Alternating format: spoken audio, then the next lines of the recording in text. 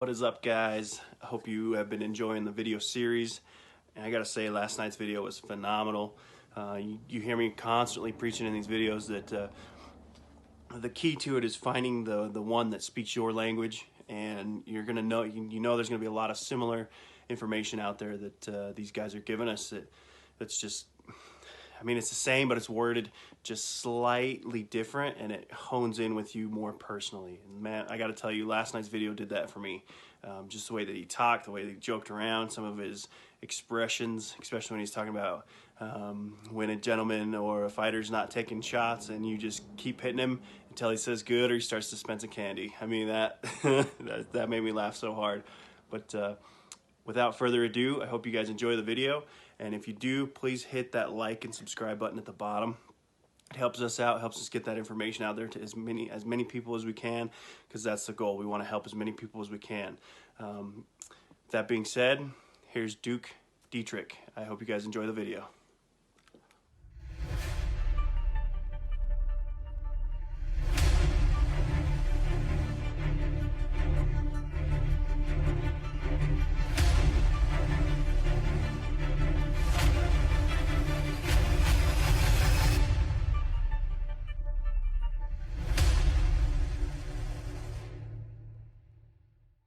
All right, guys, we are officially Facebook Live again. Looks like our connection is stable tonight. And we have Duke Dietrich here from, you said you're best known from Atlantia, but I'm not for sure how to pronounce the other one. And Ethelmark is where I Athelmark, that one. So we're going to be talking with him. live. Lots I mispronounced Mountain Kingdom. Yeah, we're going to be talking with him about his 5 methods and on how to be a better fighter. So, as always, this will be posted to YouTube probably tomorrow evening. And without further ado, we're going to turn the table over to him to tell us a little bit about him, because I personally have never met him. And here we go. Okay, well, thank you for the introduction and for asking me to participate in this program. For those who don't know me, my name is Dietrich. I started in Meridias and moved up to Atlantia and kind of, made my fame and glory in Atlantia. And then moved up to Ethelmark in late 2018. And I am semi-retired from fighting in that I've been so busy since I stepped down my last reign. I've only been to several events, but I am the current Kingdom Champion for Ethelmark. And other than that, I've been heavily involved in fighting my entire life as a prize fighter, and then I discovered the SCA in 2007. I've been king a couple times. Basically, to me, all fighting is the same, whether it's HEMA or SCA or Battle of Nations or you name it. It's all just universal principles of timing, measure, tempo, technique, etc. And I have kind of a 5-step system, 5 things to focus on that will take you from wherever you are now to achieving your goals. And I'll go over each, the 5 of them up front, and then delve into each one a little bit more.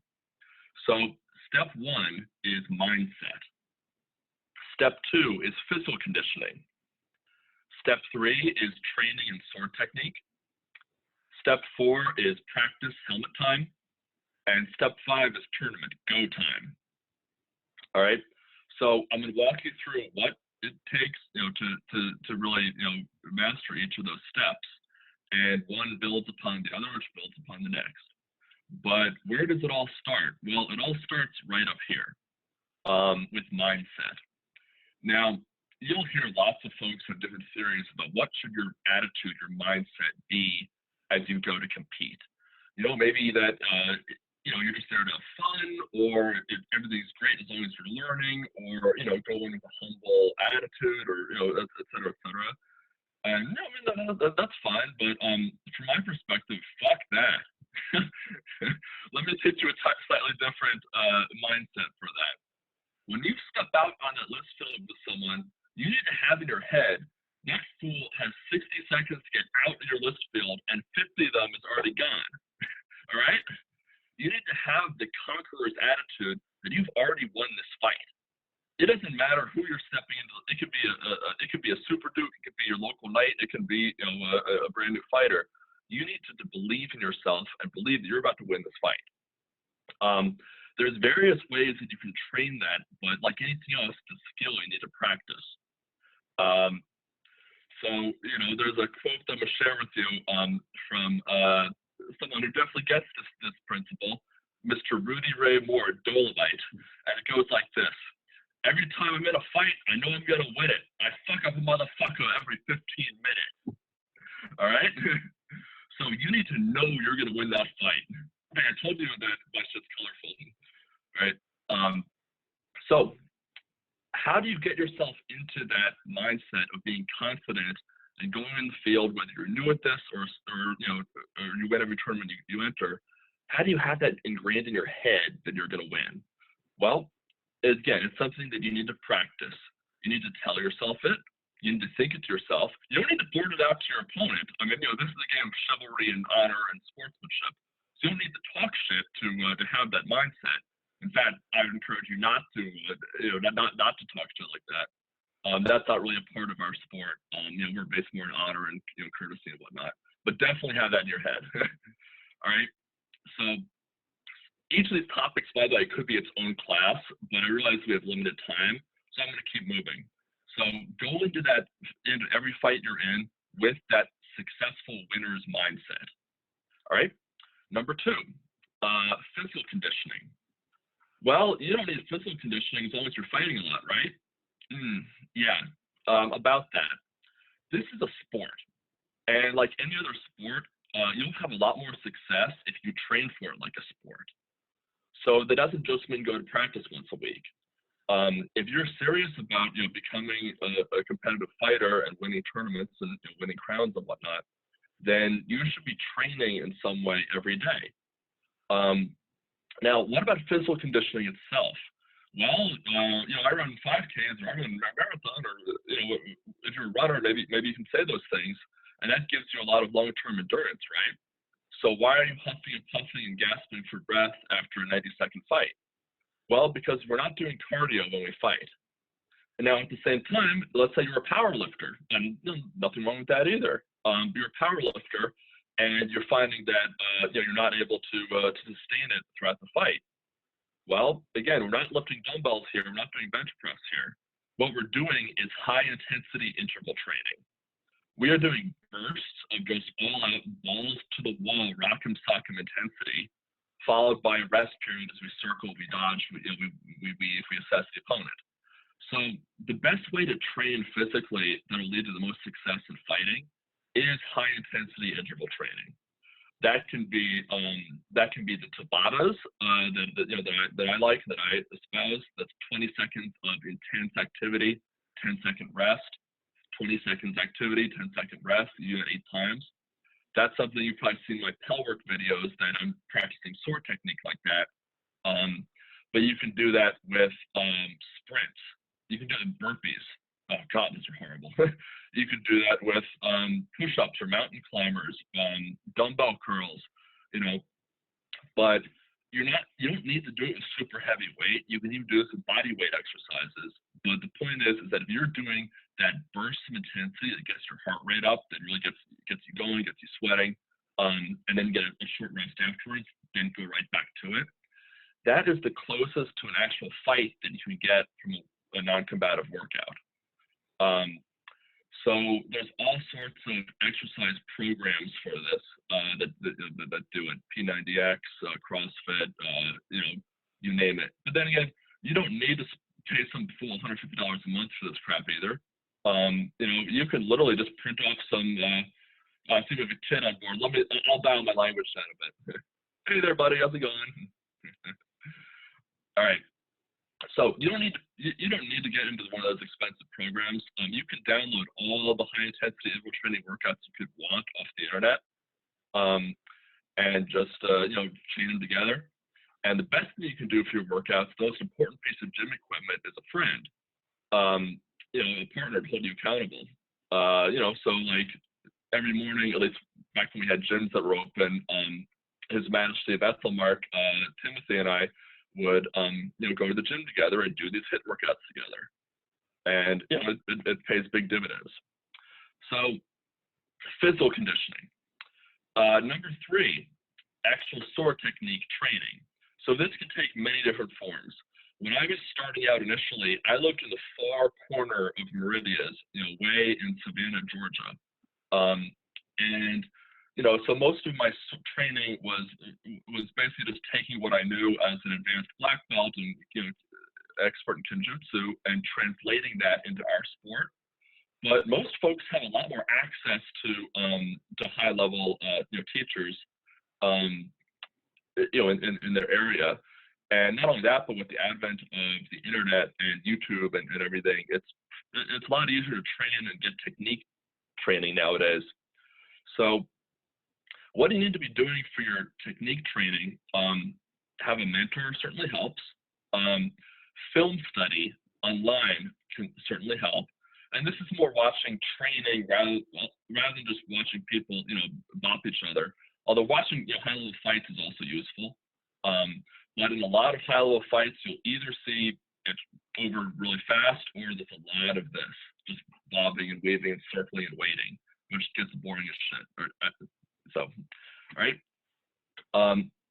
Now, all the training and technique and whatnot in the world that people can impart to you doesn't mean a thing unless you implement it with Pell work. Does not integrate it with Pell work. There's different schools of thought, and those who don't like Pell work, that don't believe in Pell work, but have been very successful, that's fine. That's fine. My particular style does, my system does revolve around Pell work. This is something you should be doing every day, even a little bit. It's better to do a little bit every day than a lot twice a week. And what you're not doing is you're not just wailing away on that Pell. You're not beating it like it owes you money. The purpose of Pell work is to refine and internalize your sword technique that you've been working on. So maybe you're throwing at 50% speed and very light power just to get the mechanics down and build that muscle memory. That's how I do it anyway. And yeah, I know if you look at my Pell work videos, the Pell is moving, but that's actually, I'm throwing very slow. Like I said, about 50 to 75% speed, and I use a light Pell that's not going to provide too much resistance and mess up my my elbow. So having a padded Pell that you're hitting with controlled precise strikes, and have a routine. Don't plan on just I'm going to go beat on the Pell for 15 minutes. No, what are you working on? Like I said, I do it with the Tabata protocol, and I have 8 techniques that I'm working on. So I'm doing Moliné is my first set. I'm doing pump fake, stutter step, thumb lead is my second one. Whatever it is you're working on, that's fine. But have a plan. When you be deliberate and intentional in your Pell work, and stick with it regularly. So let's see. We have mindset, we have physical conditioning, and we have Pell work and sword training. What's the 4th one? Well, the 4th one is actual helmet time. Now, this is where you start to put into practice everything that you've put together so far. Everything you've done to improve your cardiovascular capabilities, your high intensity interval training, your ability to fight for more than 5 seconds without getting exhausted, and your confidence that you go out into the field and you're gonna just dominate and you're not gonna get hurt, everything's gonna be fine. And then also putting in place, hey, you've been working on Pell, this one particular, offside Moliné technique, and now let's figure out how to hit a human with it. Okay, so you've got the muscle memory for it for Pell work, but now, how do you hit the guy with the big heater shields with it? And you might figure that, if I do a pump fake to the offside and then drop into the offside Moliné, that opens him up for me to hit him. So the purpose of this practice, this isn't crown tourney, the practice. You're practicing to get better. So, you still want to have that confidence that you can go out there and be successful, but no one's keeping score in practice. Okay, maybe some people do, but it doesn't matter if they do. Your goal of practice is to suck less than you did when you walked in. Now, I don't mean that in a disrespectful way. I say it about myself too. Like, okay, yes, that I suck less now, after I accomplish something. But you're there to get better. So practice is something you should be intentional about too. What is your goal in going into practice? So it might be, I'm going to hit Squire so-and-so 3 times with this new move I just picked up. Or I'm going to fake Dukes or spank him hard out of his socks and return the favor with that butt wrap he keeps hitting me with. Have goals for yourself as you go into this practice.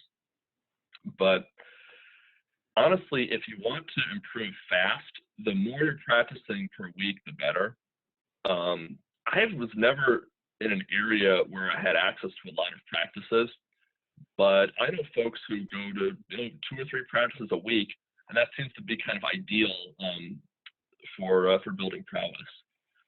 So you also want to make sure you're not burning yourself out, because you want to do this for the long haul. It takes time to develop the kind of prowess that you're looking for to be, a slayer of men. This is a marathon, not a sprint. Even though each fight is a sprint rather than marathon. So, all right. So lots and lots of fighter practice. That's where you get really good at overcoming people's defenses and hitting them with a stick prior to them hitting you with a stick. Ultimately, that's really all there is to it. By the way, taking a brief step backwards into mindset, a really important thing about mindset is to never, ever, ever worry about if your shot is good or not.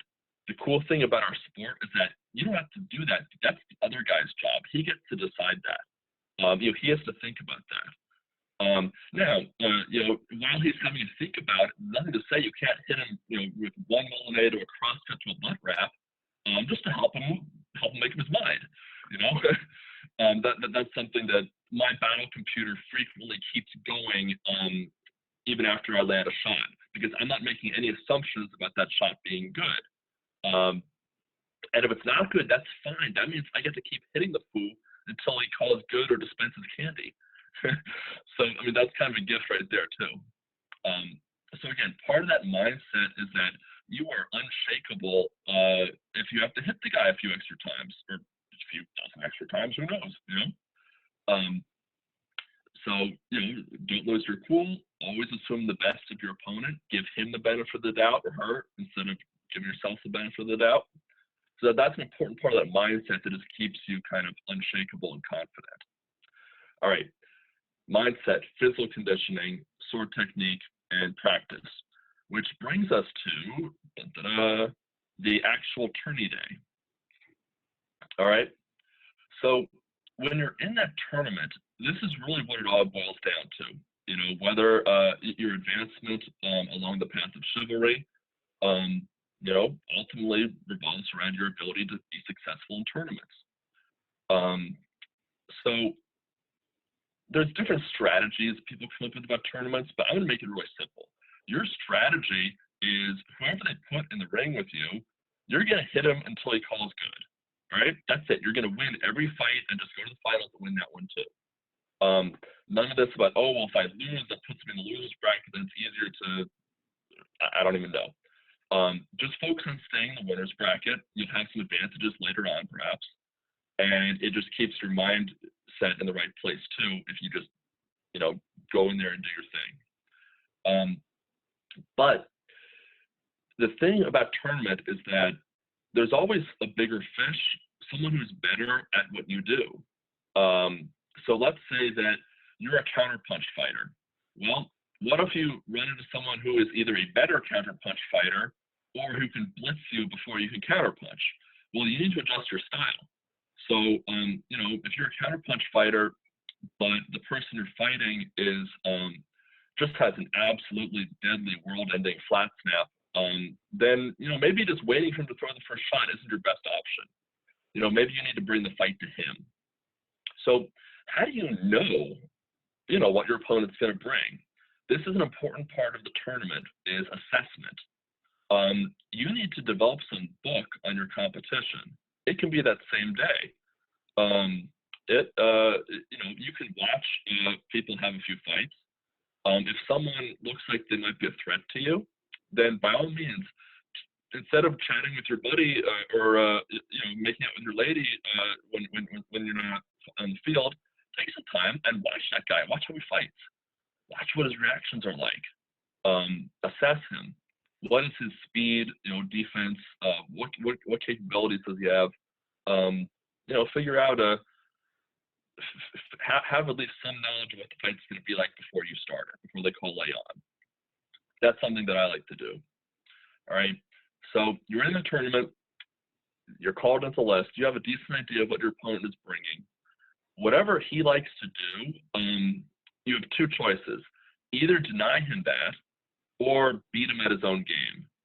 I'm a speed-ranged combo fighter, and against most folks, I'll be happy to take that gamble if they're also a speed-ranged combo fighter. But like I said, there's always someone who's a better speed-ranged combo fighter. In my case, it's Duke Alanon from Meridia's or Aitenvelt. Where are you living now, Alanon? So if I'm fighting against Grace, then I want to be right on top of his feet because he's better range speed combo fighting than me. Most people, though, I want to play my game. I don't want to play their game, regardless of what it is. I just want to do my thing. But it might work better for you to figure out what your opponent's thing is and then deny them that. That puts a lot of people off their game right away. And so when I moved to Atlantia, I noticed most people wanted to fight standing right on top of my feet. So I had to develop kind of an A-range game to at least mess with people and muddle them up, frustrate them, and then at the disengage, that's when I'd make my money. As soon as we got to the disengage, I would just open fire with a blitzkrieg. And usually that's when people are either huffing and puffing a little, back to physical conditioning, or their guards down at least a little bit as you're separating. So, but ultimately, you walk to that tourney. This is your list field. If they want it, they have to take it from you, and you're not going to let them do that. So, no matter who you draw, have confidence. Know you're going to win that fight.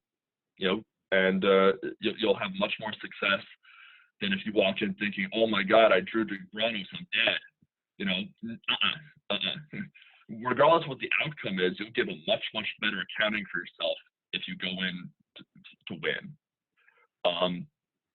You keep your body and you get yourself into the kind of physical shape that you can fight and have explosive, fast twitch reflexes. Develop that explosive power from the hit, and you're ready to do it again. As soon as you break off and come back together. That's really important. Have really good sword technique. In this sport, if you can put an 1.25 inch stick through an 1.5 inch gap, then you are a god, my friend. That's so sword technique. Lots of training for that is what it takes, to be successful. And lots of helmet time, because no matter how much Pell work you do, the Pell don't hit back, do it, right?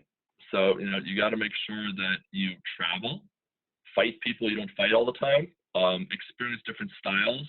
What if you go out west and you draw some guy with a broadsword and a Madu? Well, shit, what's a Madu? Well, you better know how to fight that no matter what it is. And again, turn back to the mindset. I don't care if he's holding a deer antler on with a couple points on it. I don't care what he's fighting with. I'm about to fuck him up. Okay? So, confidence. All right? So, to recap, positive winning mindset, physical conditioning, so you can fight all day and develop explosive power, fast twitch, muscle speed. Sword training, be it with a mentor, training with a partner, on your own, doing Pell work, doing field study online. Lots and lots of different options there. Get all the helmet time you can, travel to different practices, fight different people, and then tourney day, show up, assess your opponents, know what you're doing, and then just trust the reflexes and muscle memory and battle computer that you've built up to carry the day for you. Okay, I'm sure everyone's tired of me rapping with them. What questions do y'all have for me? And where can I see or hear the questions? They will I'll let you know when they start coming on. You'll see like little the screens start popping up on your video, kind of like how you see me talking right now. They'll probably pop up and do the same thing. So I'm going to open it with a question that was challenged to me to do in all of these videos that I failed last night. Sorry, Helga, just because of all the issues we're having. But out of these 5 mindsets and stuff like that, which one came to you the easiest, and then which one was the hardest for you to develop? Good question. So coming from a background in prize fighting and martial arts, mindset, physical conditioning were good. Those come very easily just from experience and practice. Sword technique also comes pretty easily because a lot of things we can do with our fists and our forearms and elbows and whatnot, you just put a big lever in the hand and it translates over pretty naturally. As well as my study of Kenjutsu, the Japanese style, translates over very well into Western martial arts too. So for me, the biggest challenge was helmet time, because I lived in Savannah, Georgia, all the way in the eastern tip of Meridian, is 4 hours from events. Then I lived in Asheville, North Carolina, all the way in the western part of Atlanta, hours away from events.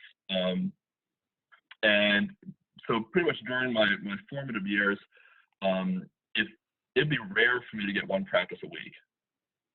So I didn't have, like the folks who live in the Atlanta area or the DC area, you can go to practice every night if you want to within an hour's drive. That was the challenge for me, was getting more helmet time and more fighting experience in that regard.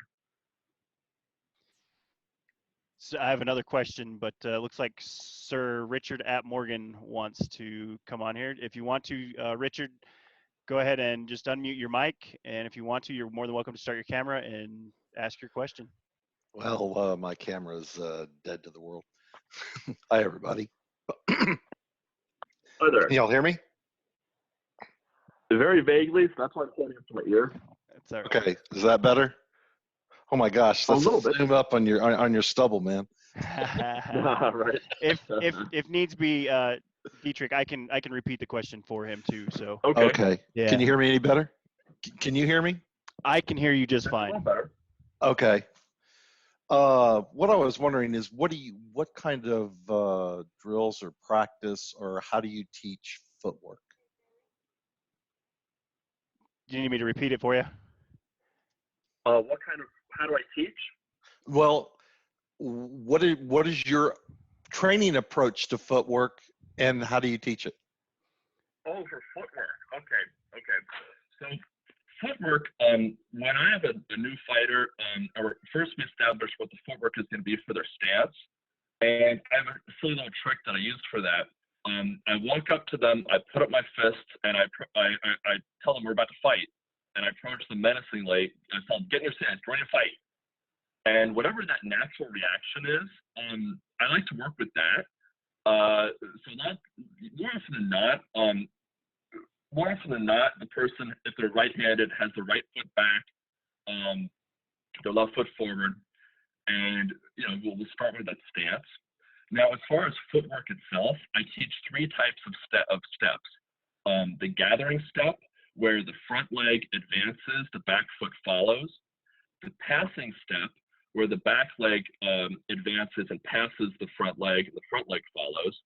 And then finally, the compass step, which is a circular movement, imagining an invisible arc around the opponent, and you move your body along that arc, so you're still facing the opponent at all times. And I have some drills for this I do more often than not in my longsword classes, that basically involve lots of different steps, but all moving essentially around a center point that we keep returning to. So footwork is something that's very much neglected in a lot of SCA training, because it's like, oh well, you just hit the guy and you block his shots, right? I mean, footwork, you just move wherever you need to be. But I do have it broken down into those 3 types of footwork steps. Thanks. I appreciate that. Yes, sir.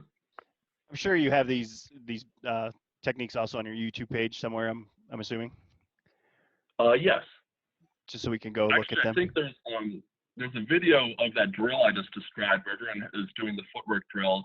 I'm calling out the steps, and everyone's, like diagonal left or compass right, or Okay. I think that is up on YouTube. Okay, perfect. I've been going through your videos, so I will make sure to go find that one in particular, because Cool. It's been something at our local practices that we've been tasked to work on, is more of our footwork type stuff to better ourselves with that. So looks like Vigabrand now has a question. So I'm going to lower your hand and then come on when you're ready. All right, you hear me? Yes, I hear you. So one thing that says Gooder starts dispensing candy. Dude, I laughed my butt off. That's fantastic. And what you said about mindset. So we have several newer fighters, and like I think that they could definitely use some kick up in the mindset because they're a lot more timid. Do you have anything that you use or that you do to try and get them more into that mindset, less the I'm going to die and more the I'm going to eat you, you're my food? Well, it starts with a choice. They need to basically commit to, I'm going to focus on thinking these things before I fight. It helps to provide maybe 5 sentences for them to say in their mind before they step onto the list. And that, whatever those 5 sentences would be to get them tanked up, that could be, I'm a badass. I'm an incredible teacher. I've been training hard every day. This guy has no business being in the list field with me. I'm about to get my first tourney win. And I just made that shit up off the top of my head. But it could be whatever. But before you step on that list field, or even before you start practice or Pell work, if your newer folks will stop, close their eyes, and just focus on that for 30 seconds, and then go. That'll get their mindset centered and remove the fear of death. So, does that help? Yeah, that's great. Thank you. Okay. We have a question from Facebook. It's from David Garcia.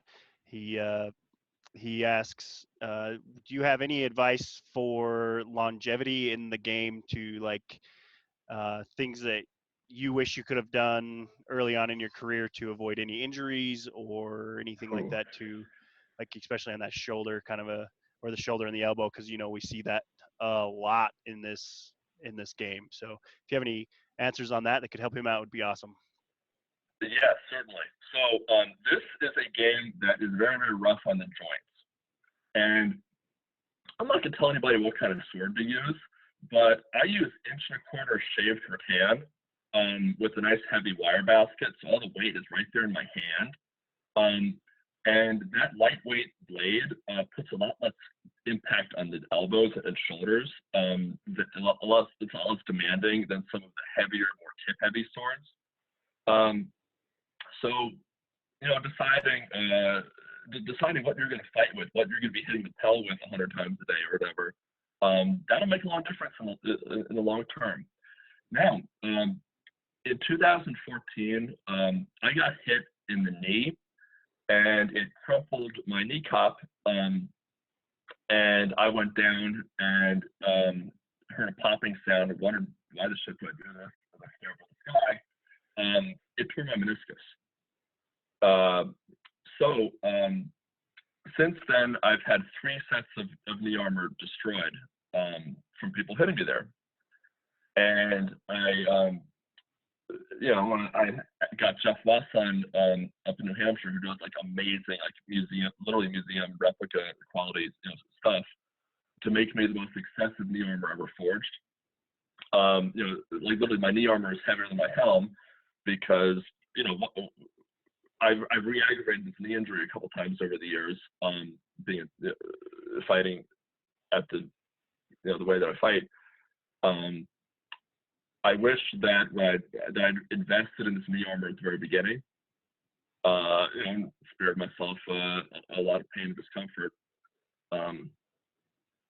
for anyone who was at SCA, when I was Prince in 2018, in the semifinals, I did a low thrust to rising Molinet, and it smoked my opponent, and he fell down dead, and I fell down too because I blew up my knee doing it.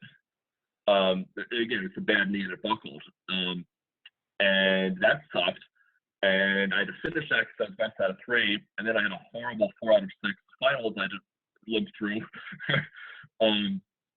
you know, because the knee issue. So take care of your knees, over armor your knees, train to not hit people in the knee. It's not a legal target, and you can fuck someone up. And teach your folks to throw good shots that don't hit illegal targets. But ultimately, you're responsible for your safety, and you can't depend on the other person to keep you safe. Does that make sense? Yeah, it makes sense to me. I'm sure it'll make sense to David too. All right, so we have one more question from the comments from Isfile. He says, do you have a pre-check between salutes and lay-on, like a pre-check thing going on before you go and crush your opponent? Actually, I do. So, and this was something that Duke Logan taught me, is that after all the normal salutes, when I call lay on and move those martial stabs, I'm still going to give my opponent a salute. And number one, that makes sure that he's ready, because you know, otherwise, if as soon as the stabs move, if I just attack, I feel bad about that. You don't know your opponent's ready, but this is really making sure he's ready. Also, mentally, I go through that I flip that switch from courtesy to murder. You know, for some people, it's a dial. For me, it's basically a switch. It's on or off. I'm courteous, or it's murder time. I mean, you know, you kind of pick one. So that's just a final salute, and let's do this. So, flipping that switch now. I'm assuming that you're not doing this at practice as well, right? I mean, obviously practice is there to learn, to teach yourself. Okay. Mm-hmm. Just to double check on that. I'm sure a couple other people were like, "Oh my God, this guy's gonna murder me at practice." No. Anyone that's ever fought with me at practice, I'm not a brute. I'm not a thug. I'm not there to hurt anybody. The way that I do it, which I also learned from Duke Logan, is that whatever your opponent at practice is bringing you, I'll bring him 10% more than that. So that way I'm pushing him, I'm making him work, I'm making him struggle and grow and whatnot, but I don't believe at all in the fighter practice should be, let's beat the dog shit out of these people, and if they're serious, they'll come back. If they're not serious, good riddance. I despise that attitude. I love that. Thank you for doing that, because I mean, I'm new. Duke Sean can attest to this. I'm a dirty mercenary on this side of the world, and I've been very much shy when it comes to asking chivalry for any kind of advice or anything like that. And it was mostly because I had, and I'm sure a lot of people have the same mental block when they see you guys out there in these tournaments, and you're like you said, you're either doing the slow dance game, kind of like judging measure, or seeing how they react to this movement or that movement, or you guys are just going to pound town and destroying everything in your path. And as a newer fighter, it kind of presents that fear of not knowing, man, I don't really know if I want to fight this guy, because I don't want to, but doing these videos, I'm hoping that it kind of destroys that that rumor, or whatever you want to say, that it shows that you guys are actually really good human beings, and all you have to do is ask the question, whether, hey, teach me some stuff, or, go from there. So. Oh, absolutely. And all of us as chivalry, we have our good parts, we have our bad parts, we have our peer-like qualities, we have our douche-like qualities. We're people. The only real difference is that we swing a sword better than most. Otherwise, we struggle, we fail, we try, we sometimes do good things, sometimes not. One thing I can say is that most of us, including myself especially, are happy to teach anybody who's serious about learning. You know, you don't have to be my squire, you have to be my man-at-arms. If you want to learn, let's train. You know, that's how I feel about it. I was never a squire, I was never a man-at-arms, but you know, I took what I liked from this person, what I liked from that person, and you know, in creating my style. You know, I was a dirty mercenary like you. Yes. And right, I started my own household. You know, long before I was a knight, because I wanted to do things, you know, my way. I had some wonderful people who were like-minded and enjoyed learning from me and fighting with me. And yeah, I mean, you're going to have a great time. I think this program you put together is wonderful, and it's been a great learning experience for you and countless others of all different levels throughout our sport.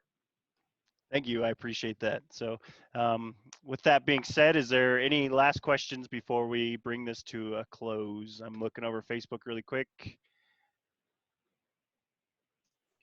Tillis, Yeah. just one comment for you, since you mentioned that situation you're in. I'm really old, so I'm 64. I've been doing this since 1979. Yeah. Over the years, what I've noticed, one of the things that people do when they're out there and they see someone as a knight or a duke or a count, they apply their box to that person. Okay. They say, this person is a whatever. They're awesome. Mm, That's your projection. gotcha. Gotcha. Let that thing go. See them for who they are and what they're presenting on the field. That's all you can work with. Perfect. Thank you. That's pretty solid advice. No problem. Yeah, I like that. Judge everyone for who they are. Absolutely. Absolutely. And for the record, I just got called out in the messages. I have actually been fighting for 15 years, so I'm not necessarily super new, but it was like I'm going to say a 14-year rut of bad habits and poor technique and inbred fighting because I wasn't following any of the principles that we've learned here or in previous videos. It wasn't until last year that I actually hit the Pell for the first time and started to train a little bit more significantly with Duke Sean and Sir Gregor Hawk from starts with an O. I can't pronounce it. It's in Alaska, so he's been helping me out. Ortha, thank you. He's been helping me out a lot too, and so and then Vigorbrand is also a local guy. He's been helping us out. He actually came out of retirement himself because we've been doing a lot of practices until the pandemic happened. So we're all like itching to get back at it. But I just wanted to clarify that. So other than that, I don't think there's any other questions. I do have a quick announcement for everybody watching. Tomorrow night, we are actually doing Duke Paul from Bellatrix. He's going to be our next guest on the show. I've been told that his nickname is the Kingmaker. He also just wrote a book on SCA fighting and his style. So you guys are definitely going to want to tune into that one tomorrow night. Sorry, this is a shameless plug and I'm taking away from Dietrich's time, but oh no, not at all. You know, I think all of us who developed our own styles drew a lot from His Grace Paul, and you know, he's an incredible teacher, incredible fighter, and that's gonna be an awesome class. Absolutely. So, all right. With that being said, do you have any final thoughts that you'd like to throw out there for us, Sir Dietrich, or are you good? Just that everybody who's tuned in for this, you know, has multiple things in common, but all of you want to improve yourselves as fighters, and you're going to get a lot of different ideas thrown at you from different perspectives. Pick the ones that work for you. Maybe everything that I said doesn't make a damn bit of sense to you. Maybe what I think Aria presented last night, maybe hers resonates not more with you, or maybe what I said resonates more with you. Maybe you pick one thing from me and one thing from His Grace Paul, and one thing from Duke Kuhn, and you know, find what works for you. Sounds good to me. In all honesty, everybody that's been on the show has said very similar things, but like you said, it's in your voice. And I brought this up in the first show when it comes I'm a personal trainer in the real life, and when it comes to self-help books or finding a person that speaks your language or whatever, they all say the same thing or very similar. You just got to find the one that speaks to you the best. So like tonight, you spoke to me very significantly just in your mannerisms, and one thing that stuck out was when you were talking about putting your hand, or when you went at your opponent full force and whichever leg flew back. I actually used that, or my weightlifting coach when I was Olympic weightlifting, he used the same technique on me to figure out which leg to throw back in a clean and jerk. But that's a whole other totally different topic. But anyway, I just wanted to say I appreciate you guys, or you coming on the show tonight and giving us your 5 tips on how to be a better fighter. And so with that being said, there's no more questions. We're going to call this one to a close. So thanks again, man. Okay. Well, good night, folks. Okay. Everybody stay safe, stay well. See you guys. Thank you all. Okay, good night. Thanks.